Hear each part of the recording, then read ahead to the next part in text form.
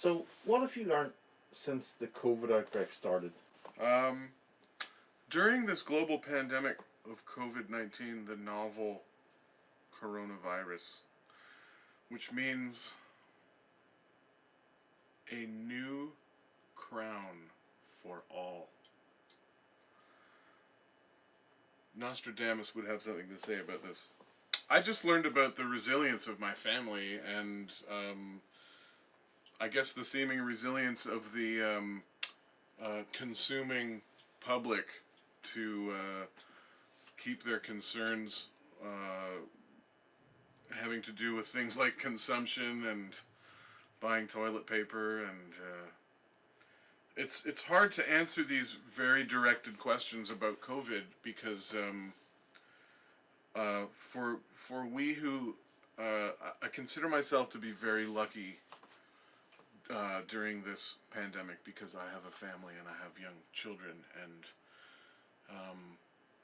when I think about the hardship of COVID, I don't really think about my family. I think about people who are single and people who are single parents and people who have children who are falling through the cracks. I mean, musicians and artists, we're all having a rough time with this. And I think some people are having a rougher time than others. And, there is a layer of people whose lives have just gone on. Maybe they've had to divert some mortgage payments and they'll be paying more money to the bank. But there's a layer of us who have been able to use this time to interface with their children and to do things in their house. And I can't help feeling that this time for some is a gift. And for some this time is a nightmare. And, I know people who have been having real nightmares during this time. And those people are the people who live alone. Not all of them.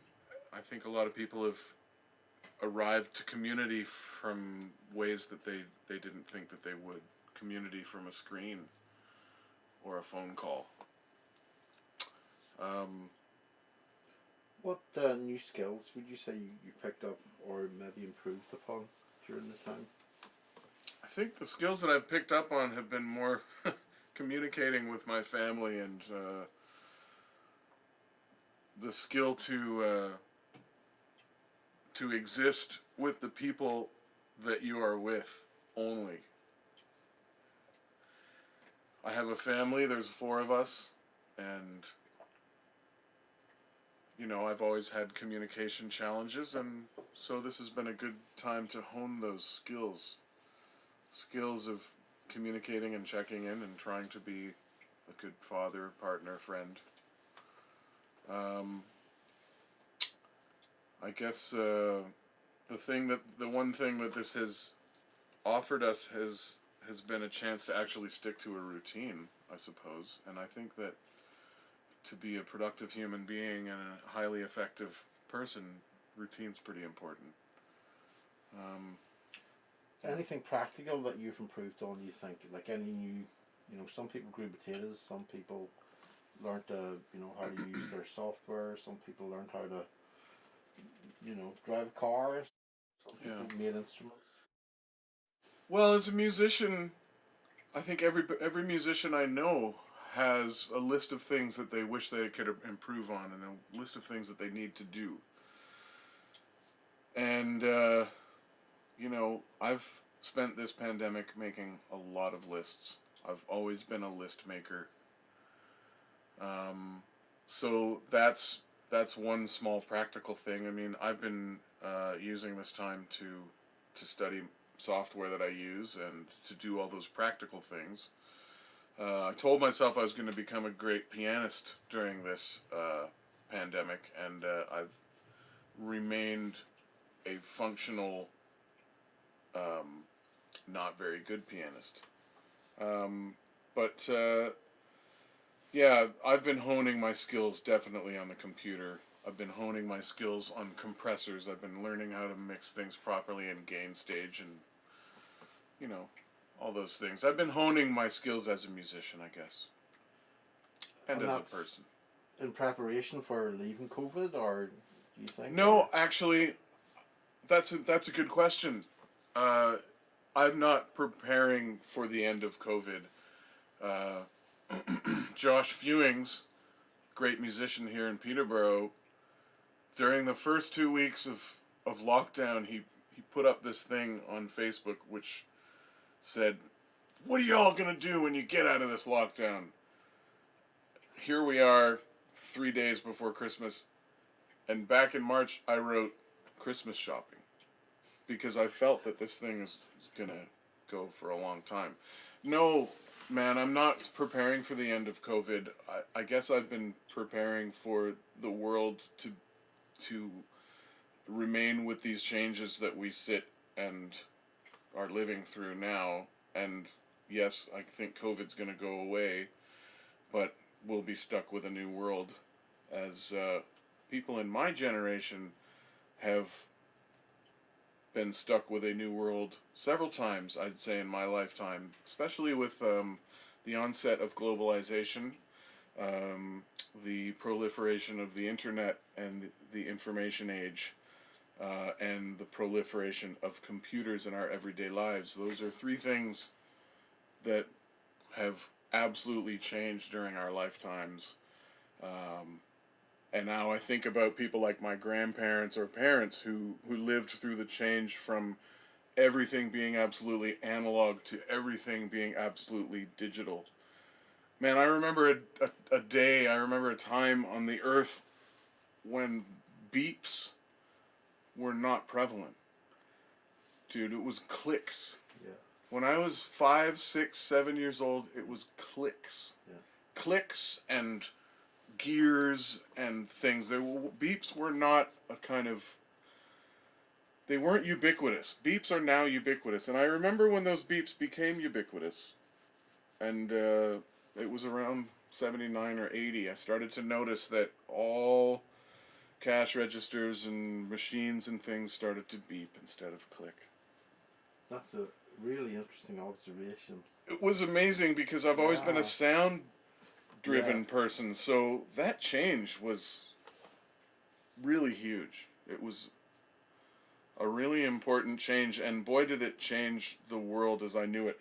When I think of back to the 70s and commerce and stores, I think of like wicker baskets and wooden baskets full of turnips and a big clicky cash register, which is, that's done. I guess that's an anachronism now. Yeah, I'm one of those people from the old days. Do you have a COVID story? Something that may have happened during the time that you want to share with us? Maybe a person or an event or a thing that happened during COVID?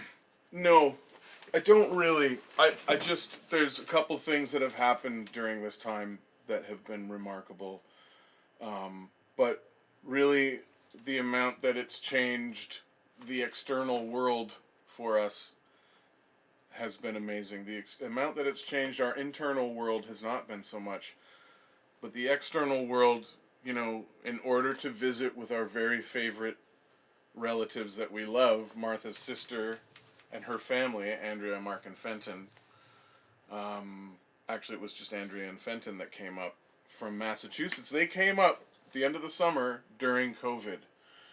They came up and came into Canada, and they isolated themselves for 2 weeks in our basement, unable to hang out with us in our house, but they were allowed to be in the basement, and we were following, these are government guidelines that we're following, and it was all legit to do that, and we set up a shelter out in the back deck, and we would hang out 6 feet apart for the entirety of their stay, and they could only stay for 2 weeks, and they were quarantining for that entire time, so we would hang out 6 feet apart outside under our Easy Up.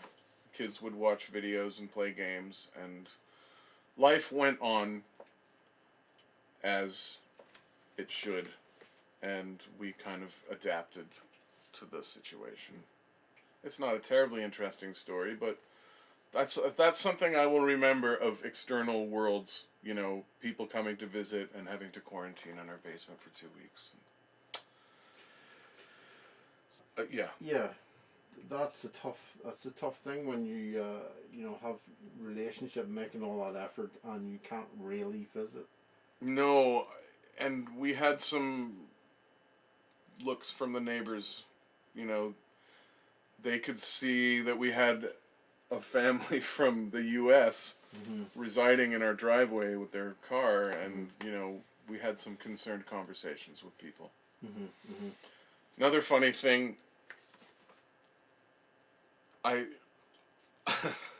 Danny Michelle put up a thing on Facebook.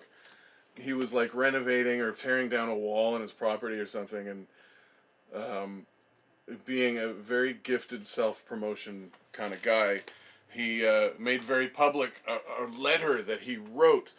He made a time capsule and he put it into the wall that he repaired, and he talked about how the whole world is in a pandemic, and he's in the middle of it, and he put this note into the wall, which I thought was kind of a funny, clever thing to do. You don't think about things like making time capsules anymore, but I mean, why not? Why not make a time capsule? In a way, that's what this is. That's what I'm trying to do, is make a yeah. time This capsule, is a time so capsule. that we can, because I think partly, like, even in a year's time or 2 years' time, we won't remember. You're so right, man. What it was like, and how we felt, and what was important and what wasn't important, and that's why I want to document this, because this will never be like this again. It might be worse, it might be better. It's funny, in that context, memories can be short. Isn't that true?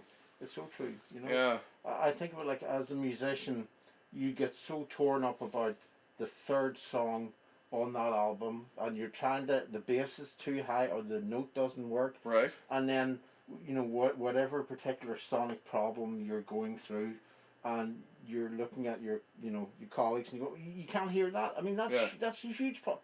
And then in 2 years' time, you play the album, you can't even remember.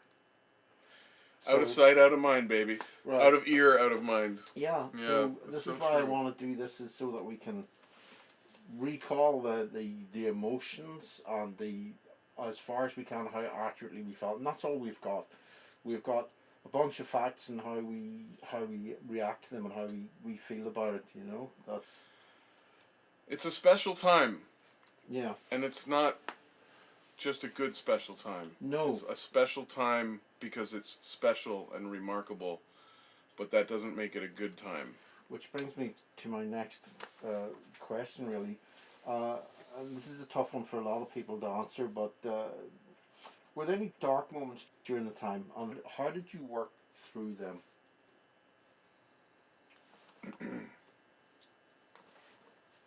The dark moments have come from the realization that we have to be alone this holiday. There have been dark moments along the way with the realization of how serious this is all.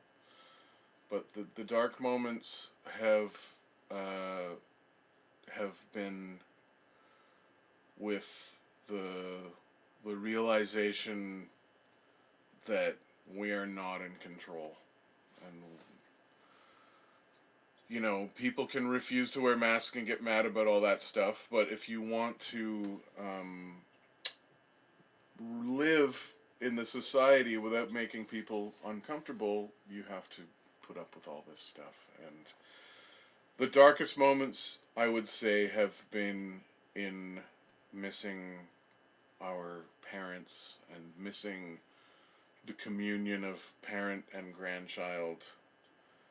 And then I would say second to that has been the realization that, yes, I actually do miss people, and I miss making music freely, and I miss giving my friends hugs, and it's funny, I went 6 months without thinking about all that stuff, and then it hits you.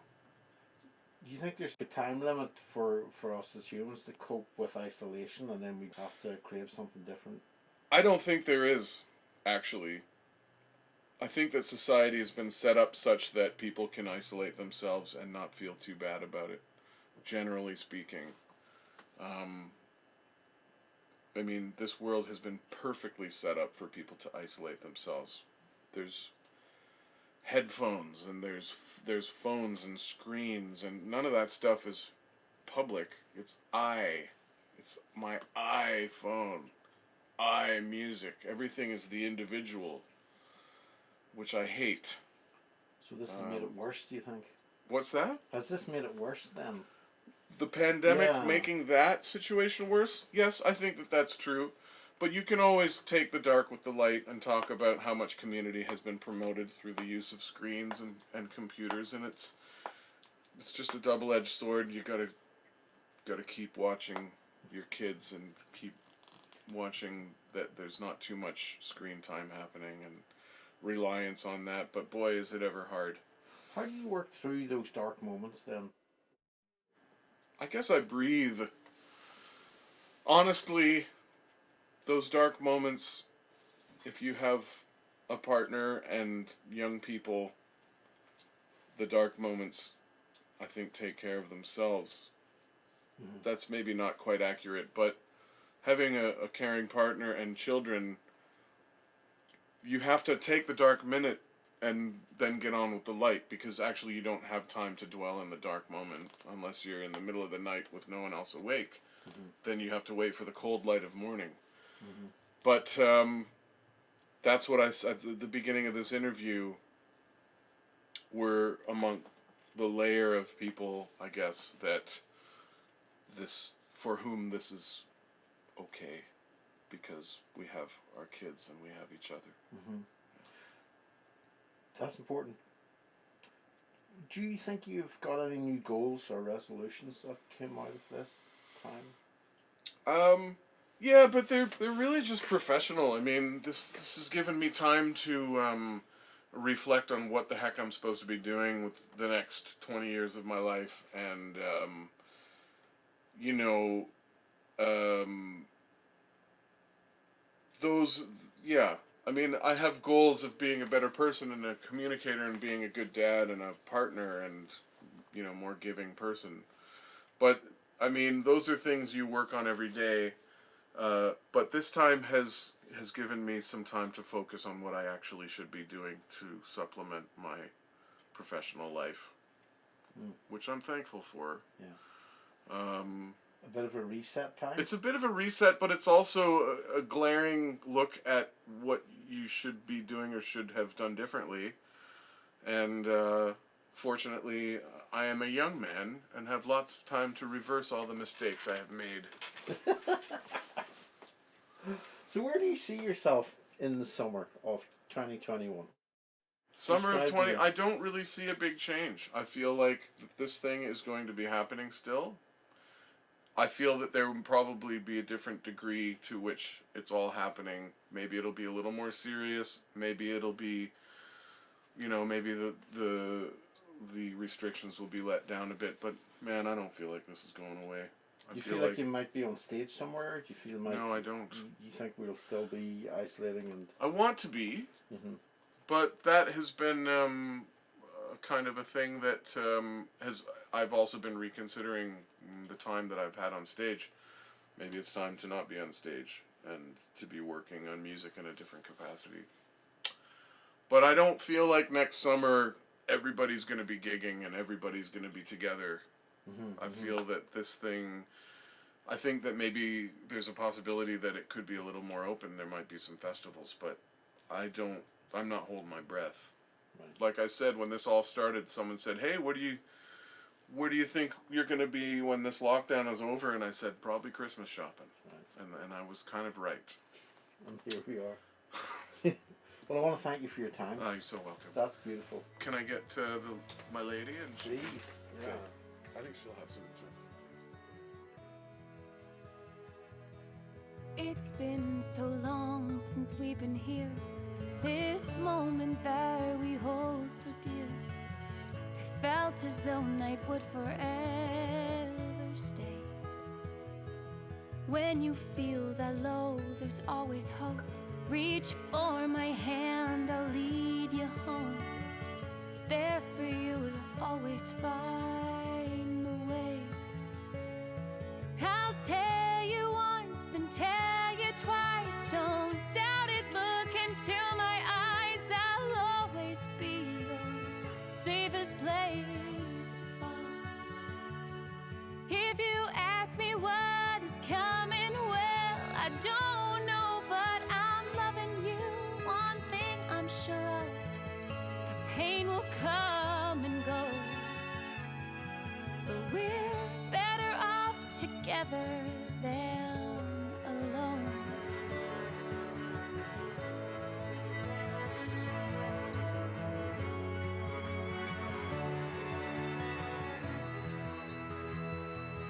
Now let's sit and dim the lights, tell tales of sleepless nights. The world is burning, tearing at the seams. We'll share truth about our lives. We'll pray time will make this right. 'Cause I need you here, not only in my dreams. I'll tell you once, then tell you twice. Don't doubt it, look into my eyes. I'll always be your safest place to fall. If you ask me what is coming, well, I don't know, but I'm loving you. One thing I'm sure of, the pain will come